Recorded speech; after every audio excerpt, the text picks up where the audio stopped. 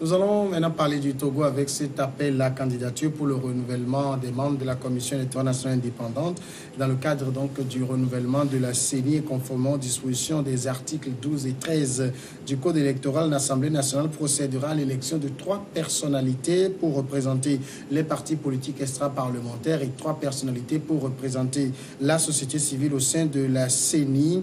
L'information émane d'un communiqué signé daté de ce lundi 18 février. C'est la présidente de l'Assemblée nationale qui informe les partis politiques et les organisations de la société civile intéressée que la date limite de dépôt de dossier de candidature est fixée au lundi 4 mars 2019 à 16h au plus tard.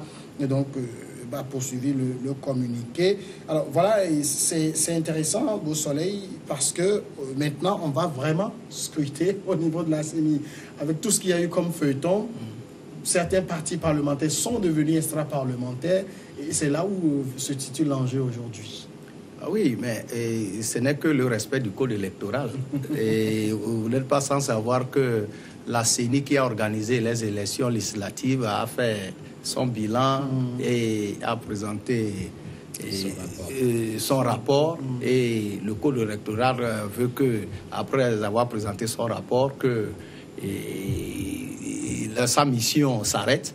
Et maintenant, il faut renouveler les membres de cette commission électorale nationale indépendante. Et c'est la procédure normale. Et la présidente de l'Assemblée nationale a fait ce communiqué pour demander aux partis extra-parlementaires d'envoyer de faire des propositions pour pouvoir élire au niveau de l'Assemblée ces membres de la CENI. Et dans le compte de l'opposition extra-parlementaire. L'opposition, c'est l'opposition extra-parlementaire et ceux qui ne sont pas au niveau de l'Assemblée. Entre-temps, si hier, certains partis étaient à l'Assemblée et ils étaient pour le compte de l'opposition parlementaire et d'autres extra-parlementaires qu'aujourd'hui, dans cette nouvelle législature, ceux qui étaient hier extra-parlementaires sont parlementaires. Ce n'est que de la suite normale des choses parce qu'il y a eu de nouvelles élections et l'Assemblée nationale a été renouvelée. Et voilà, c'est la situation qui se présente. Ali Legrand. Ah oui, c'est la situation qui est ainsi dessinée. Ce qui est tout à fait normal, c'est le respect des tests. Il y a eu le rapport de la CENI qui a présidé l'échéance électorale qu'on a connu tous, que les Togolais ont connu en décembre dernier, le 20 décembre. Et le rapport a été présenté, je crois, courant le mois passé. Et par respect aux tests, il faut convoquer maintenant, enfin, il faut sortir une note quand même pour que ceux-là qui sont intéressés pour être membres de la CENI, aussi bien au sein des associations de la société civile que des partis extra-parlementaires puissent se prononcer. Et je pense que c'est ce qui a été fait par la nouvelle présidente de l'Assemblée, Mme Tiegan. Et seulement là où se situe le couac, moi personnellement je me demande comment est-ce que le match va se jouer. Parce que quelque part, je crois que si j'ai bonne mémoire, je n'ai pas vraiment les tests en tête. Au niveau de l'Assemblée, c'est les partis plutôt qui siègent à l'Assemblée qui sont appelés à coopter des gens pour pouvoir siéger au niveau de la CENI.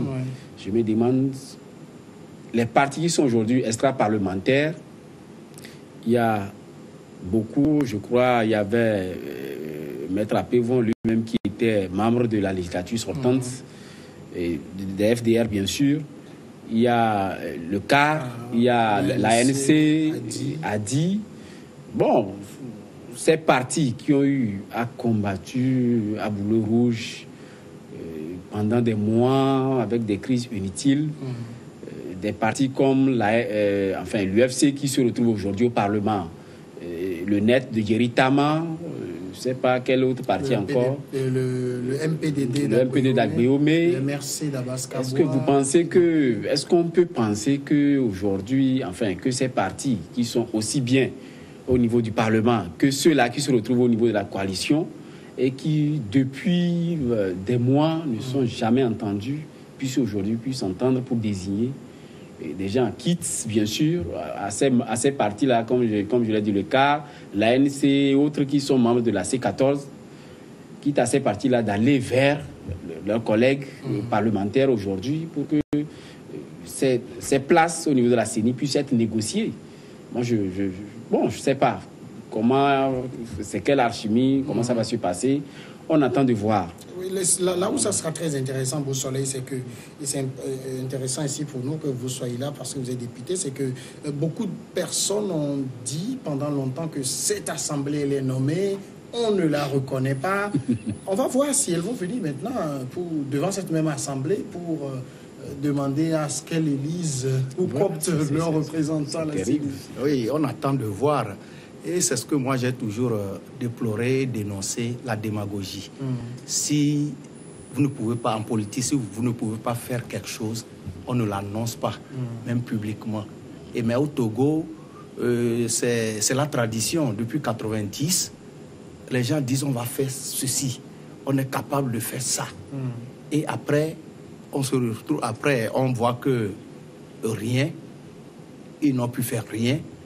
Et ça commence, ça continue. On ne tire même pas de la leçon du passé. Et je crois que ce pays a souffert, a assez souffert. Et le peuple togolais est résolument engagé sur la voie du développement. Que de cautionner encore des gens qui ont des idées quand même rétrogrades, entre guillemets. Mais aujourd'hui, il faut voir l'intérêt du peuple. Qu'est-ce que le peuple togolais veut réellement? C'est que son quotidien change. Et ces élections, c'est du côté politique pour élire ceux qui vont représenter le peuple. Et aux instances comme à l'Assemblée nationale et au niveau des mairies qui seront peut-être la nouveauté et prochainement avec les élections locales. Donc, nous devons abandonner cette politique politicienne où c'est l'intérêt personnel qui prédomine pour que résolument on s'inscrive sur la voie du développement pour que nous puissions avoir l'épanouissement du peuple. On peut mettre l'intérêt personnel hors de la politique. Tous ceux qui sont là, c'est pour leur intérêt. C'est pas, quoi qu'ils disent, ils crient intérêt du peuple, mais beaucoup militent d'abord pour leur camp. Oui, mais pour leur camp, je parle de... C'est de bonne guerre, c'est la politique. Mais quitte à œuvrer pour que lorsque vous avez un pouvoir donné, ce pouvoir-là, vous puissiez l'utiliser pour l'épanouissement du peuple que vous représentez. Donc c'est de ça que nous parlons présentement. Surtout au niveau de Touche pas à mon président. Le mouvement Touche pas à mon président, nous disons que ça cesse, cette politique politicienne, que ça cesse pour qu'on soit tourné résolument vers le développement. Parce que c'est de ça qu'il s'agit. Et c'est ce que le peuple nous demande de faire. Mais Ali Legrand, est-ce que ce ne serait pas, parce que j'ai rappelé tout à l'heure, tout ce qu'on a entendu comme raisonnement de la part de beaucoup de personnes, assemblée qu'on ne reconnaît pas, assemblée illégitime, tout ce que vous voulez, est-ce que ce ne serait pas une incongruité que d'aller maintenant déposer son dossier devant cette assemblée, ou bien ça va juste obéir à la règle qu'on nous a dit, on peut faire une chose et son contraire? Moi, ça ne me surprendrait pas que les partis, les responsables des partis membres de la C14 aujourd'hui puissent présenter leur candidature devant cette assemblée-là qu'ils ont jugée d'illégitime, même d'illégale. Ça ne m'étonnerait pas parce que, comme quoi, au Togo, il n'y a pas de honte. Parce que vous avez vu quand la bataille, vous m'excusez d'ouvrir cette parenthèse-là, quand la bataille au sein de la CENI, de la constitution des membres de la CENI a eu lieu courant août-octobre passé. Les gens sont allés jusqu'à faire une fixation sur l'UFC, qui ne devait pas être membre, selon eux, de la CENI, et qui ont été à Conakry même, au lieu de s'occuper du problème essentiel, que moi je considère comme bien sûr essentiel, ça n'engage que moi, les réformes. Parce qu'en réalité, l'opposition, à entendre leur mot d'ordre, ce n'était pas les élections qu'ils réclamaient, c'était les réformes de fond en comble. Et si élection, il doit y en avoir, ce n'est qu'après ces réformes-là. Mais lors du tout premier round de la CEDEAO à Lomé, la CEDEAO, après contact avec les États généraux des différents camps, a proposé une feuille de route où les élections étaient en bonne position avec la date du 20 décembre. Bon. Et avec un ordre l'ordre des réformes, ou bien, sans un calendrier pas aussi clair. Ouais. Mais les amis des leaders d'opposition de la C14 n'ont pas su, ou du moins, peut-être ont joué la mauvaise foi, ou peut-être, leur responsabilité n'a pas été ce qu'il fallait, si bien qu'ils n'ont pas été tenaces sur ce qu'ils réclamaient. Ils ont plutôt dit que non, le 20 décembre, peut-être c'est trop, même si le 20 décembre, il doit y avoir, il va falloir qu'on recompose la CENI. Or, cette même CENI, oubliant que la prestation de serment, les membres de la CENI prêtent serment devant une cour constitutionnelle qu'ils ont toujours rejetée. Oui. Mais finalement, quand il a fallu, ils ont interversé dans tous les cas et après ils ont fait une filiation sur le membre de l'UFC. Ils sont allés à Conakry pour demander à ce que le membre de l'UFC puisse partir de la CENI. Et quand celui-là, il est parti, il leur a demandé finalement d'envoyer leurs membres pour siéger et que celui-là devrait prêter serment devant la cour constitutionnelle. Ben là, ils ont été dos au mur. Donc je pense que cette fois-ci aussi, peut-être, ils diront que bon, c'est une assemblée illégale, illégitime et tout, et donc par conséquent, ils vont encore boycotter. Et cela m'étonnerait, parce que je ne vois pas cette opposition-là, en tout cas, boycotter les locales, et en coulisses même, il y a certaines opinions qui disent que bon, la tension est davantage grande au sein de la C14 parce que il y a le problème de la désignation d'un candidat unique pour affronter celui du parti au pouvoir en 2020. Donc ça voudra dire que quelque part, ils sont plus ou moins en train de s'arranger, de s'armer pour quand même participer aux échéances électorales à venir. Donc ça m'étonnerait qu'ils puissent boycotter. Certainement, ils iront. C'est pour ça que je dis qu'il n'y a pas de honte et vivement qu'ils aillent parce que les Togolais ont besoin à ce que le pays puisse aller de l'avant, peu importe celui qui est au devant de la scène. C'est un peu ça, quoi. Mais là où peut-être ça va devenir un peu, comment dire, quand même un peu difficile pour certains partis, c'est de quitter, par exemple, quand on était à l'Assemblée, qu'on avait droit à 5 places, dont certains partis peuvent se tailler même jusqu'à 3, pour revenir et n'avoir peut-être qu'un seul représentant. Et ça va être difficile. C'est toi, hein, au sein de la C14, dont on parle, ils sont au minimum 12 partis. Pour ne pas parler de 13, puisque le quart officiellement n'est pas parti de la C14, n'a pas quitté la C14 de toutes les façons. Donc ils sont au moins 13 actuellement. Donc ça va être difficile. Et là, il faut désigner seulement 3 personnes. Bon. 3 même, qu'un va venir de centre parlementaire proche du pouvoir. Bien sûr.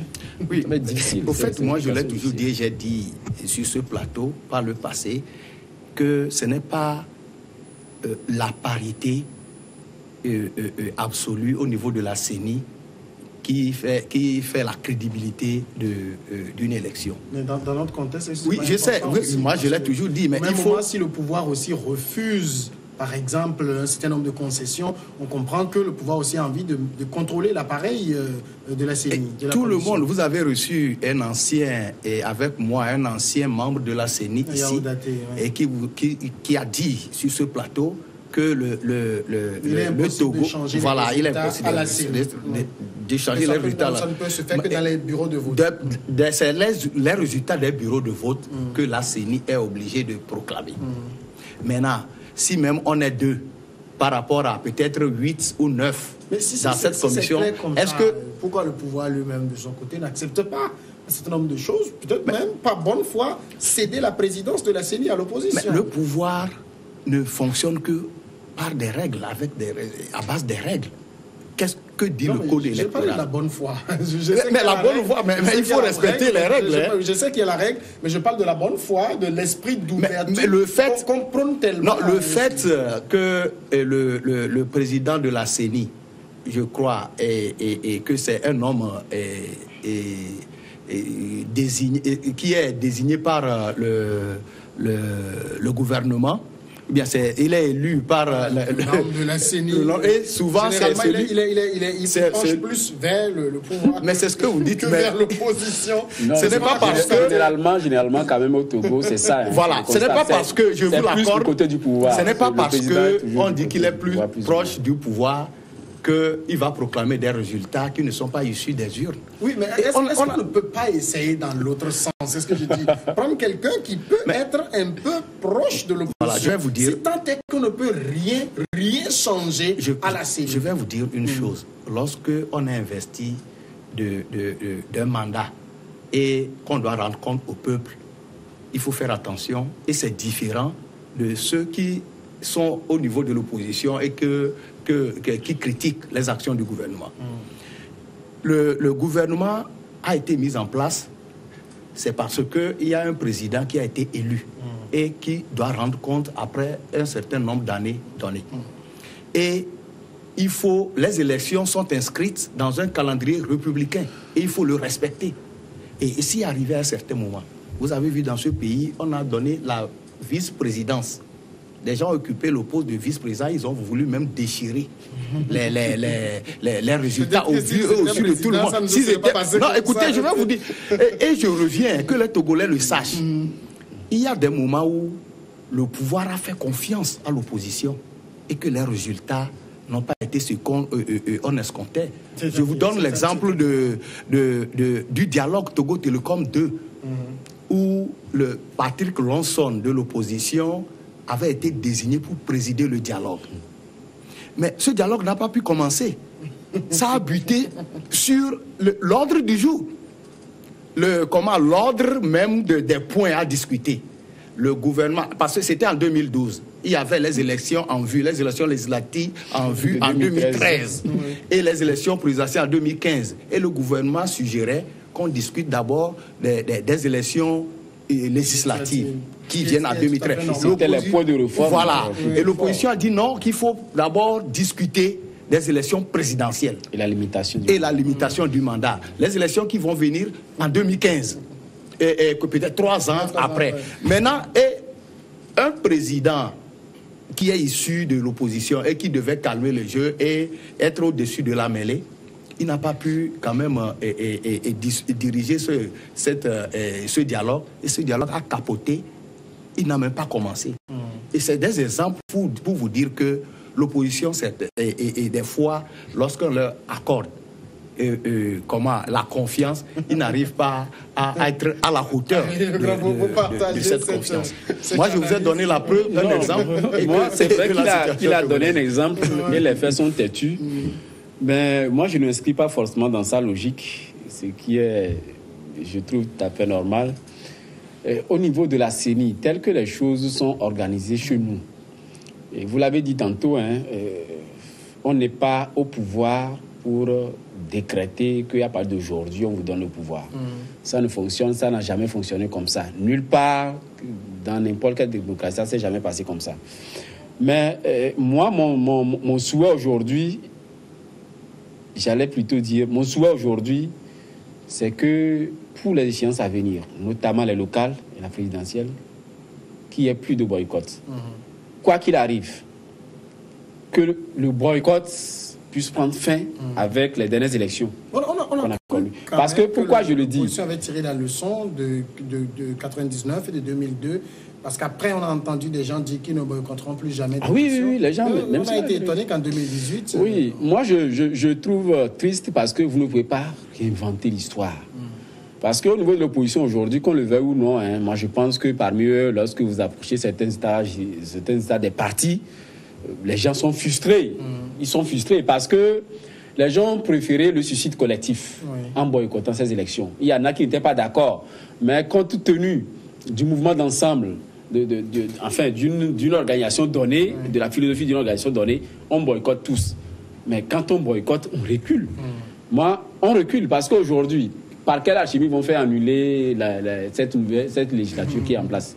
Par quelle alchimie? Est-ce qu'on aura d'autres élections législatives avant 2023? Seule la Providence, seul le bon Dieu peut le dire. Mais c'est parti pour 2023. Maintenant, ce n'est pas ça qui est le plus important. Ce qui est le plus important, c'est qu'on puisse avoir cette Assemblée nationale, cette nouvelle législature, qui puisse opérer les réformes dans les normes, selon l'attente des Togolais. Heureusement qu'un élu du peuple est là, un membre de la nouvelle législature. Je me demande, depuis que les résultats ont eu lieu, il n'y a pas encore, en tout cas, je crois que la rentrée parlementaire solennelle aura lieu d'ici peu. Deuxième mardi d'avril. Voilà. Et puisque c'est en avril, vous l'avez bien dit, après avril, je crois que à plusieurs occasions, les autorités togolaises ont déjà eu parlé des locales qui doivent incessamment avoir lieu selon eux, selon elles, courant cette année. Bon, la rentrée, cette rentrée qui aura lieu en avril. Après ça, quelque part, quand on n'a pas la pression, les réformes ne vont pas aussi vite. Le plus important pour les Togolais, je pense qu'il a dit, c'est et le développement et les réformes.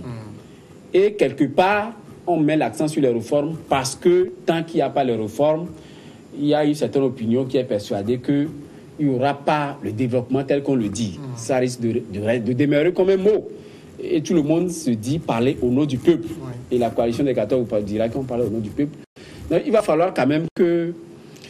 C'est regrettable quand même que cette opposition, les membres de la C14, n'aient pas pris part à ces élections qui ont eu lieu le 20 décembre dernier. Parce que s'ils avaient ne serait-ce qu'une minorité, ça allait constituer quand même une sorte de pression pour le régime. Parce que la dernière fois, je ne sais pas si vous avez suivi un peu, le monde entier a suivi Nana Akufo-Addo, qui a parlé du cas togolais suffisamment et sur les chaînes internationales. La médiation est terminée. Mais est-ce à dire que le régime de Faure Gnassingbé reste les bras croisés par rapport à la question des réformes? Point d'interrogation. Mais quelque part, si le régime en question a envie de faire les réformes, dans les règles de l'art, n'importe comment, de toutes les façons, des fois, ils n'ont pas le vent en poupe. Il faut les pousser. Il faut les pousser un peu, parce que ça fait partie de l'humain. Le monsieur, il est au pouvoir. Il est au pouvoir pour gérer et pour le conserver le plus longtemps possible. Donc aujourd'hui, quand je vois un peu la configuration, au fait, ça ne guette pas. Honnêtement, quand on est un peu imbu, quand on a soif du développement, de bien faire les choses, ce n'est pas forcément, ce n'est pas intéressant. Avec la configuration aujourd'hui de l'Assemblée nationale, de la législature, ce n'est pas ça. Bon, ça peut aller de l'avant si réellement il y a cette volonté de faire vraiment bouger la ligne, bien que l'Assemblée soit conçue comme telle. Mais ce serait regrettable que les locales qui sont projetées pour cette année soient encore boycottées par l'opposition, encore la présidentielle. Ce serait triste pour les Togolais. Beau Soleil, c'est vrai ce que dit Ali Legrand. Si la CENI est installée, ça doit être forcément pour les locales, je pense. Oui, c'est les locales qui sont en vue maintenant et les présidentielles, c'est pour 2020. Vous n'êtes pas sans savoir que la dernière réunion de la CEDEAO et sur le cas togolais, ils ont dit que les élections, ils ont apprécié ces élections et ils ont demandé au gouvernement de poursuivre les réformes et de faire les élections locales.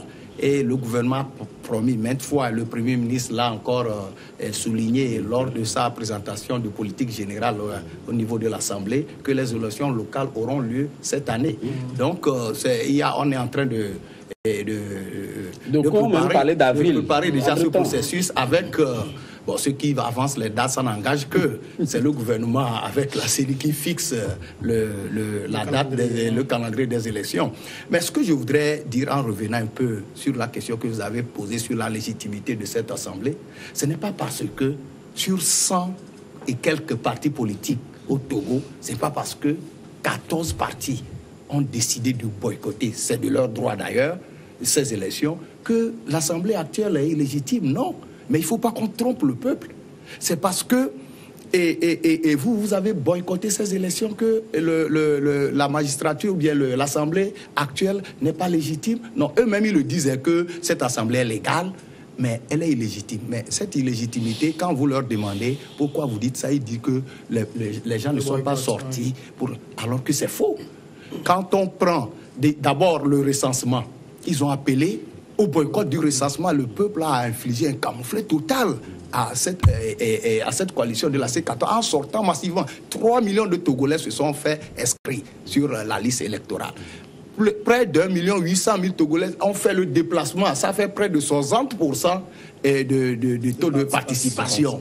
Et vous dites que cette élection n'est pas, cette assemblée qui a été élue par près de 60% des inscrits n'est pas légitime. C'est leur problème. Je dis qu'en tenant ces propos, on montre sa mauvaise foi et qu'on démontre qu'on est de mauvais perdants. Ceci dit, je dis que ce n'est pas parce que la C14 ou bien les membres de la C14 ne sont pas à l'Assemblée que les réformes ne seront pas faites. Au contraire, et que le gouvernement va refuser d'envoyer le projet de loi à l'Assemblée. Non, il avait déjà fait le 6 septembre 2017. Il a envoyé. Sous la pression. Mais quelle pression?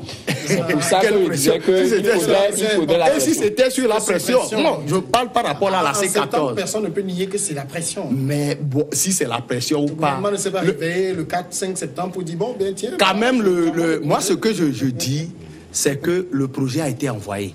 Mais le projet, ces élections, ces réformes pourraient être adoptées si la C14, les membres de l'opposition parlementaire, issus même de la C14, n'étaient pas et n'avaient pas boycotté ce vote. Mais maintenant, ils ne sont plus là pour bloquer ces réformes. Et moi, c'est de bonne guerre que le peuple togolais assiste à ces réformes qui seront votées au niveau de l'Assemblée nationale. On ne demande qu'à voir, pourquoi. Ah oui, mais il faut attendre de voir. Voilà, c'est le gros souhait. Mais c'est le souhait du peuple. C'est un faux problème quand on faux débat, quand on parle de illégitimité, tout ça au niveau de l'Assemblée actuellement. Bon, il y a rien d'illégitime.